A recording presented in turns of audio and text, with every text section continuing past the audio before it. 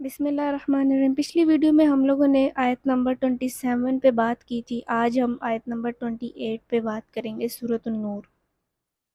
پھر اگر تم ان کے گھروں میں کسی کو نہ پاؤ تو بھی ان میں داخل نہ ہونا جب تک کہ تمہیں اجازت نہ دی جائے، اور اگر تمہیں کہا جائے کہ لوٹ جاؤ تو تم لوٹ جاؤ، یہ تمہارے لیے زیادہ پاکیزہ ہے اور اللہ تمہارے کاموں کو خوب جاننے والا ہے۔ اب اسی سے ریلیٹڈ میں نے کچھ پوائنٹس یہاں پہ لکھے تھے۔ پرائیویسی کا احترام۔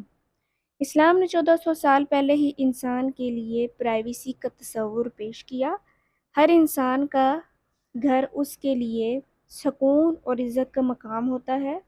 بغیر اجازت کے داخل ہونا اس کے حق سکون اور عزت پر حملہ ہے۔ ٹھیک ہے، پرائیویسی کا احترام ہم نے کرنا ہے۔ یعنی آپ دیکھیں کہ یہ جو آیت ہے، آیت نمبر 27، اس میں اللہ تعالیٰ ہمیں یہ بتا رہے ہیں کہ اگر تم ان گھروں میں کسی کو نہیں پاتے، یا اس گھر میں کوئی بھی نہیں ہے، یا اگر اس گھر میں کوئی سو رہا ہے یا کوئی آرام کر رہا ہے یا کوئی مریض ہے یا مصروف ہے، تو آپ وہاں سے واپس چلے جائیں۔ اس کا الٹرنیٹ میں نے آپ کو بتایا تھا کہ نبی کریم صلی اللہ علیہ وسلم کی حدیث 3 دفعہ آپ اجازت لینی، جواب آتا تو آپ واپس چلے جائیں، جواب آ جاتا ہے تو ٹھیک ہے۔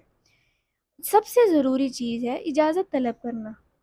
ٹھیک ہے، نبی کریم صلی اللہ علیہ وسلم کی حدیث ہے کہ مغرب کے بعد اپنے گھروں کے دروازوں کو بند کر لو، اور اعوذ باللہ پڑھ کے اگر آپ اس کو بند کرتے ہیں تو شیطان بھی داخل نہیں ہو سکتا۔ اپنے گھروں میں ہی ٹھہرے رہو۔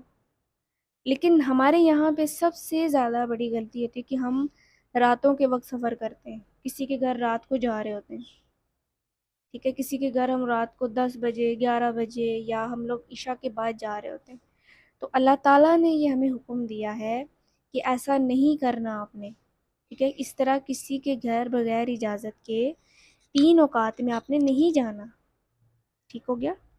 اور اگر وہ تمہیں کہیں کہ واپس لوٹ جاؤ تو تم واپس چلے جاؤ۔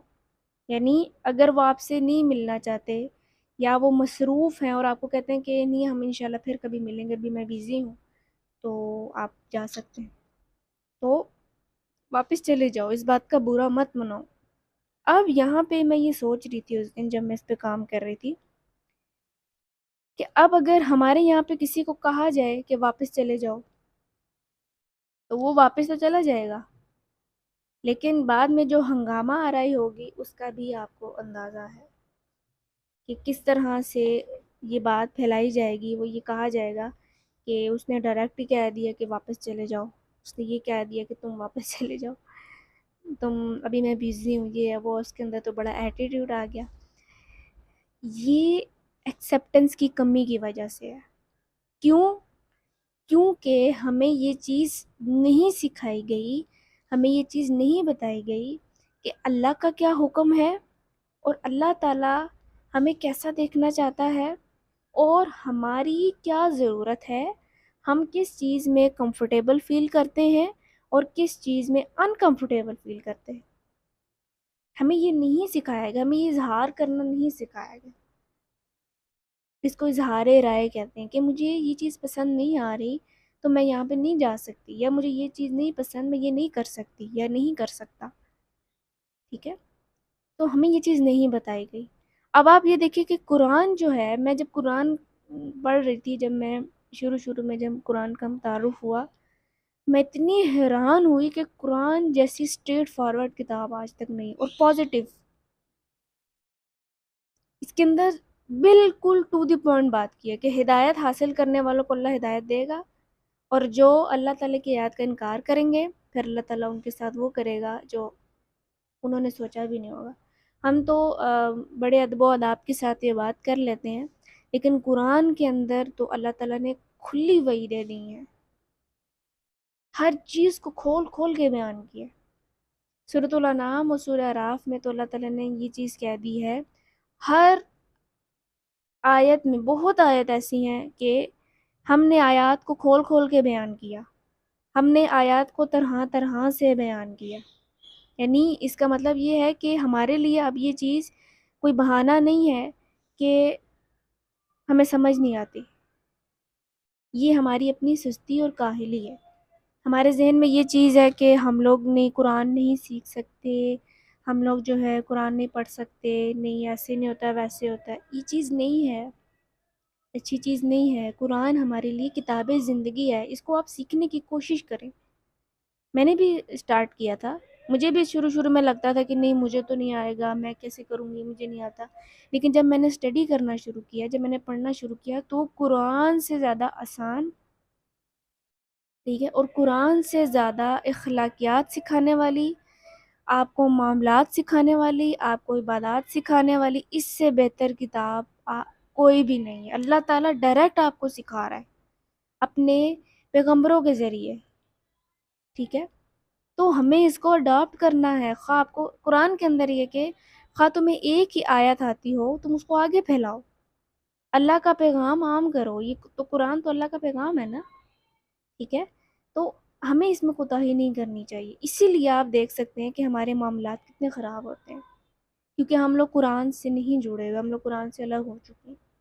خیر، بات بہت لمبی ہو جائے گی، ہم پرائیویسی کے بارے میں بات کر رہے تھے۔ اور دوسری چیز آپ یہ دیکھیں، اللہ تعالیٰ اس آیت میں آگے کہہ رہے ہیں کہ لوٹ جاؤ واپس، تمہارے لیے زیادہ پاکیزہ ہے اور اللہ تمہارے کاموں کو خوب جانتا ہے۔ یعنی اس اینگل سے بھی اگر آپ سوچیں کہ دیکھیں، اگر گھر میں کوئی خاتون ہے اکیلی، اور اگر کوئی اس کے خاندان میں سے کوئی مرد آ جاتا ہے اور نامحرم ہے، تو وہ اس کو اندر نہیں بٹھا سکتے، ٹھیک ہے۔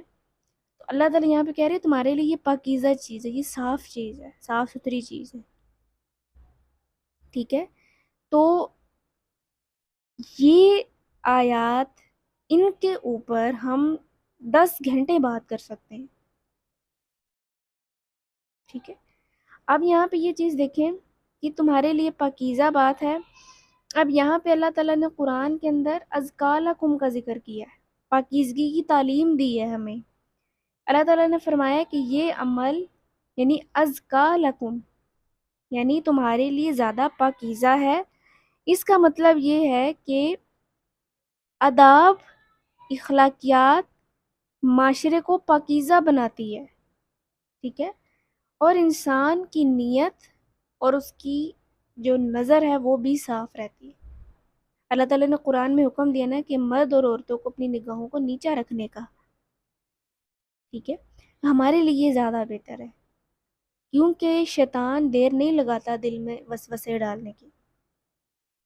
تو یہاں پہ آپ یہ دیکھیں کہ انشاءاللہ ہم لوگ محرم اور نامحرم کے بارے میں بھی بات کریں گے، اور کون آپ کے لیے محرم ہے، کون آپ کے لیے نامحرم ہے، اس کے بارے میں بھی ہم انشاءاللہ بات کریں گے۔ تو آپ یہ دیکھیں کہ زندگی میں جب بھی آپ کا قرآن سے واسطہ پڑے، جب آپ قرآن سیکھنے کی کوشش کریں، تو آپ یہ ضرور محسوس کیجئے گا کہ آپ کو اللہ تعالیٰ تبدیل کر رہا ہے آہستہ آہستہ، ٹھیک ہے۔ اب مجھے سمجھ نہیں آ رہی کہ میں ان آیات کو کس طرح سے بیان کروں، کہ یہ وہ آیات جو میں نے کبھی اپنی زندگی میں، اپنے گھر میں یا اپنے فیملی میں یا اپنے دوستوں میں اس کو میں نے امپلیمنٹ ہوتے نہیں دیکھا، تو اگر یہ امپلیمنٹ ہو جاتی ہیں تو ہم کتنی برائیوں سے بچ سکتے ہیں۔ کہ اللہ ہمیں پاکیزگی کی تعلیم دے رہا ہے، اللہ تعالیٰ ہمیں یہ چیز بتا رہا ہے کہ اگر آپ کو گھر میں کوئی نہیں ملتا، لیکن اگر دیکھیں دروازہ پھر بھی کھلا ہوا ہے اور اگر اندر سے آپ کو آواز نہیں آ رہی، تو پھر بھی اللہ کا حکم ہے اندر نہیں جانا، جب تک کہ گھر کا مالک، گھر کا ولی آپ کو اجازت نہ دے دے، ٹھیک ہے۔ اس کے گھر اندر جانا یہ ناجائز ہے۔ اور اس سے بھی خوبصورت بات، بلکہ میں خطرناک بات کہوں گی، کہ اللہ تعالیٰ نے نبی کریم صلی اللہ علیہ وسلم کی حدیث ہے کہ اگر کوئی تمہارے گھر میں جھانکتا ہے نا، ایسے کر کے دیکھتا ہے اور ایسے، تو تم اگر پتھر مار کے اس کی آنکھ بھی پھوڑ دو تو تم پر کچھ گناہ نہیں۔ کتنے خطرناک الفاظ ہیں حدیث کے، ٹھیک ہے۔ باقی ہم نیکسٹ ویڈیو میں بات کرتے ہیں آیت نمبر 29 کے اوپر۔ اللہ حافظ۔